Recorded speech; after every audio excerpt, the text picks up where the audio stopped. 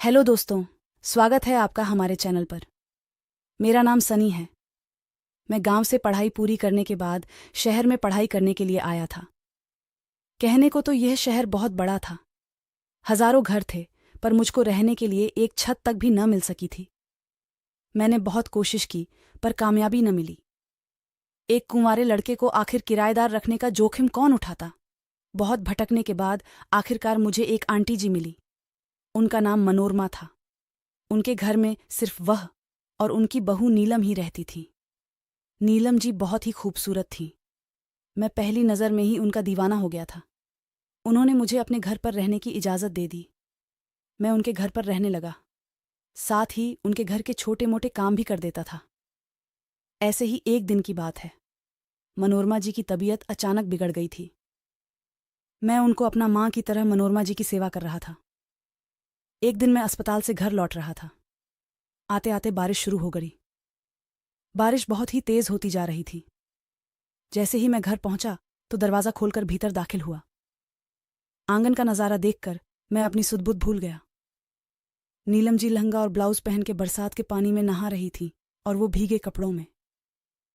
उनका सौंदर्य और भी गजब दिख रहा था। मेरे अंदर बहुत कुछ होने लगा था। यही वजह थी कि मैं एकटक नीलम जी को निहारता रह गया।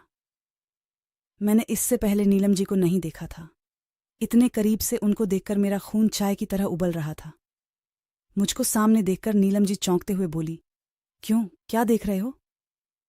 मैंने कोई जवाब नहीं दिया। एकटक मैं अपनी लाल लाल आंखों से नीलम जी के भीगे जिस्म का अमृत पी रहा था। मैंने उसके गालों को चूम लिया और वो भी मेरे गालों को चूम लिया। नीलम जी ने कोई विरोध नहीं किया। देह के इस महासंग्राम में हम दोनों देर तक गोते लगाते रहे। फिर जब अलग हुए तो हम दोनों शर्म से एक दूसरे से नजरें तक नहीं मिला पा रहे थे और अपने अपने कमरे में चले गए। फिर मैंने कुछ देर के लिए सोचने लगा, मैंने यह क्या कर दिया? जिस औरत ने मुझे बेटा समझकर अपने घर में रखा, उसी घर की बहू के जिस्म पर मैंने डाका डाल दिया। मैं अपने ही सवालों से बहुत ज्यादा उलझ गया। मैंने बहुत ही गलत काम कर दिया था।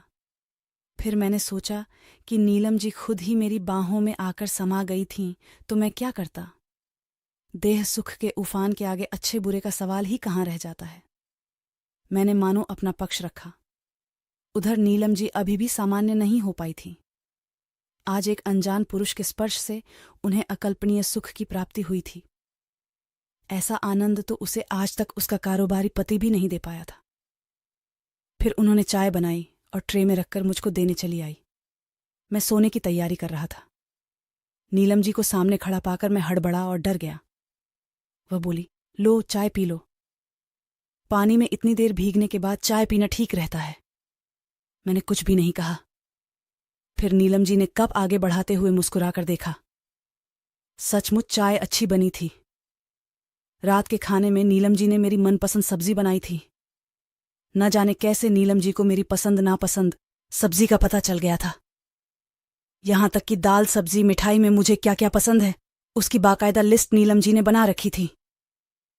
एक रात वह दूध का गिलास मेरे लिए लाई। मैंने तुरंत दूध उठा लिया। यह देखकर नीलम जी जोर से हंस पड़ी। उनकी सुरीली हंसी कानों में जैसे मिश्री घोल रही थी। पारदर्शी गाउन में नीलम जी किसी अप्सरा जैसी नजर आ रही थी। गिलास मेज पर रखकर वह भी पलंग पर बैठ गई और अपने हाथों से मेरे बालों को सहलाने लगी थी। मैं इतना भोला नहीं था जो किसी स्त्री के मनोभावों को न समझ पाता। मैं अब पूरा समझ गया कि नीलम जी को क्या चाहिए। उस रात हम दोनों ने एक साथ एक ही कमरे में रहे। पूरे घर में हम दोनों अकेले और रात की तन्हाई का सहारा था। अगले दिन मनोरमा आंटी अस्पताल से स्वस्थ होकर घर लौट आई। मुझे और नीलम जी को लगा कि माँ जी के घर लौट आने के बाद हम शायद अब नहीं मिल सकेंगे। पर देह की भाषा जब देश की दूरियां तक लांघ जाती है, तो फिर यहां एक ही घर में रजामंदी के साथ मिलने में क्या मुश्किलें आती।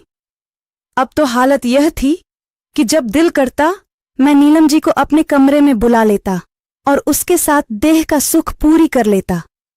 उधर नीलम जी को भी मेरा साथ अच्छा लगता था।